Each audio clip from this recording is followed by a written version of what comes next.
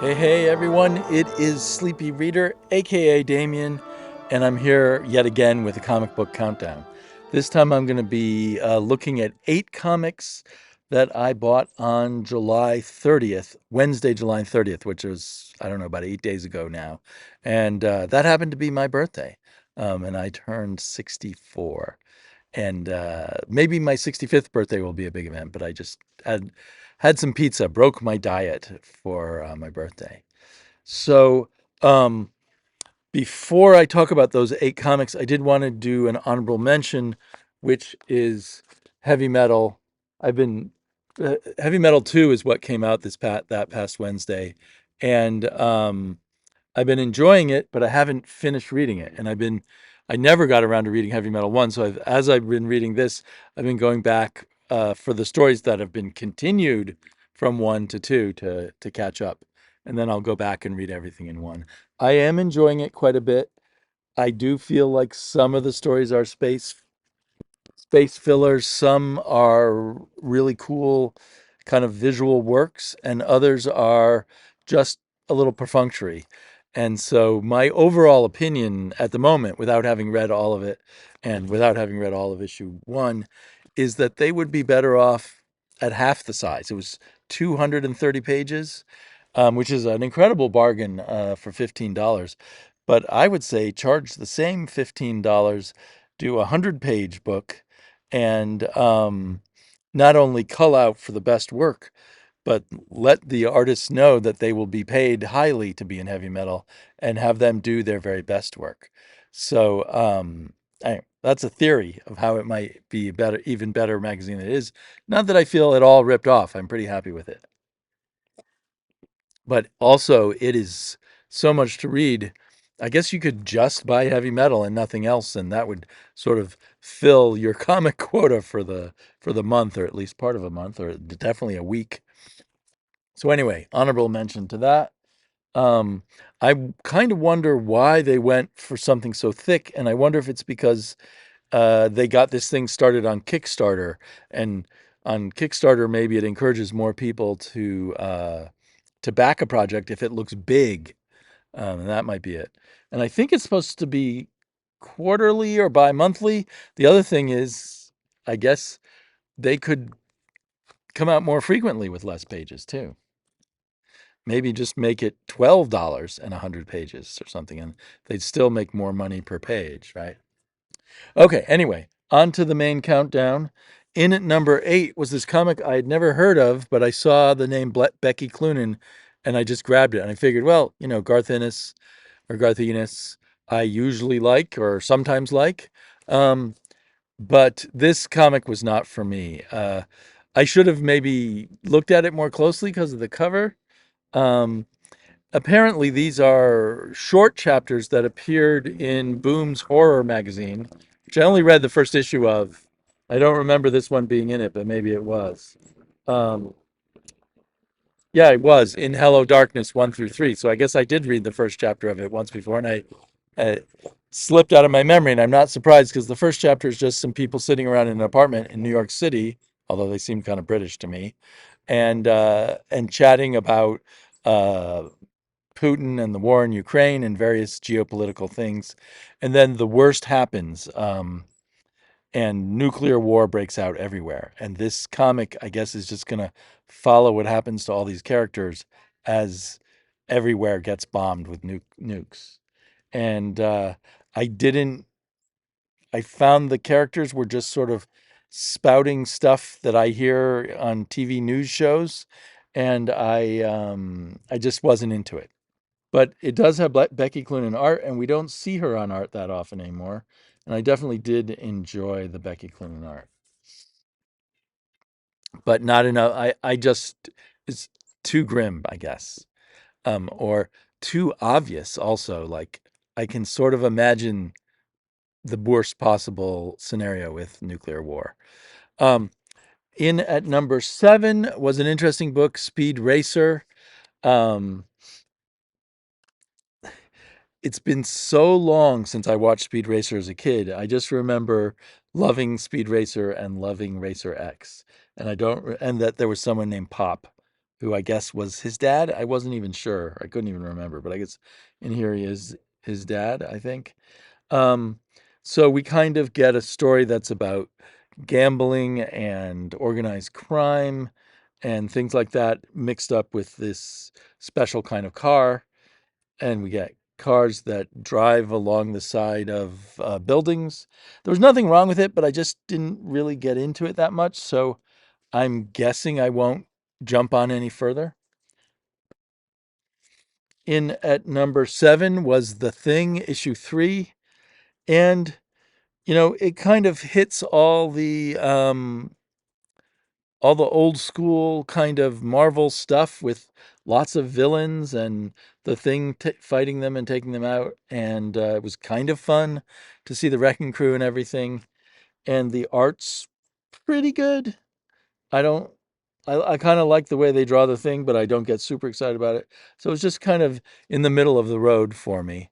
I think I've already said similar things about it with issue 2. I'm a bit surprised because everything else I've read by Tony Fleecs really kind of grabbed me. But yeah, it's a decent Marvel comic, which I guess is something that a Marvel comic is decent. It's pretty old fashioned, I guess, but without sort of the zing of trying to sound like Stan Lee or that kind of thing. Sleep, I number 3, put in at number 5 on my list of my downwardly descending list. This is a one man Xander Cannon show, and this is going to sound really picky, but I got really, as I was reading through, I actually read issue 2 and issue 3 together.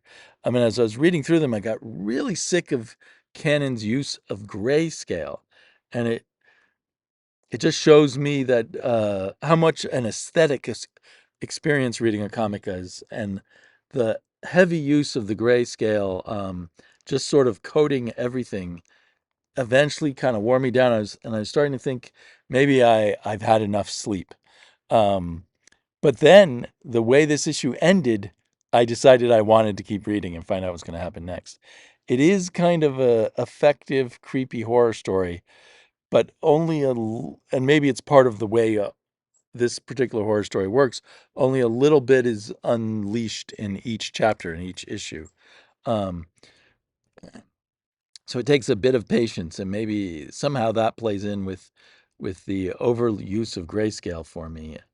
Um, but and the other thing I think is I unfairly look at this in comparison to Xander Cannon's last work, Kaiju Max, in which each page and each issue was packed with so many jokes and so many references and so many uh, twists and turns for the characters that this just felt sleepy compared by comparison.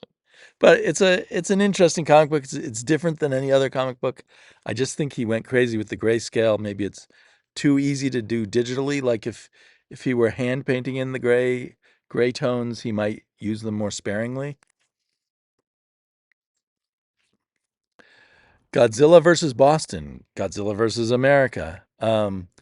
So this is a series of one shots with which are anthologies. There's 4 different stories in here, and the only reason I picked it up is because I heard someone say that Jesse Lonergan, an artist who I kind of only see every now and then, and I really crave more of his art. I heard he had a story in here, so I picked it up, and I had 3 out of the 4 stories I enjoyed quite a bit. The first story in it just seemed kind of confused. It was written by Steve Orlando, and I don't maybe click with Steve Orlando's writing that often. Another story in here was kind of a fun, like almost picture, like it was out of a kid's picture book about Godzilla and Mothra coming to visit Boston, and Mothra sort of hatching from an egg and eventually becoming a full-grown moth. Um, and then and then a story by Christian Hayden. Is that his name? No, wait. Hayden Sherman. Sorry, Hayden Sherman's story, which was really nicely drawn. He wrote and drew it, and it was kind of it was a cool little snippet.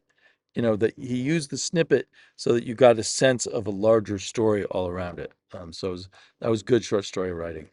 And then I absolutely loved the story I came here to read, Godzilla versus the Lobster That Attacked Boston by Jesse Lonergan. It's a mostly silent story.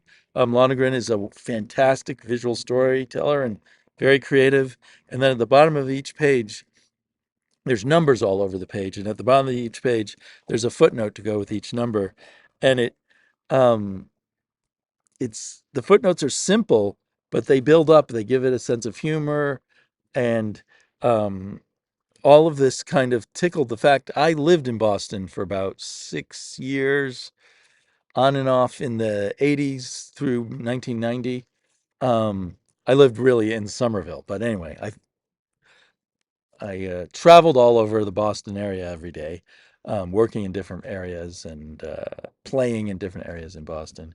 So throughout this comic, actually, I got a kick of different Boston highlights, but the Jesse, different parts of the city of Boston. But the Jesse Lonergan story really leaned into that with its footnotes all about different things in Boston, and uh, and that was just really fun. Two stories mentioned the Green Line, which I thought was interesting because I used to travel the Green Line all the time. The Green Line and the Red Line, I guess, but I remember being on the Green Line a lot. And it's been a real long time since I've even thought about my old life in Boston. So that was fun.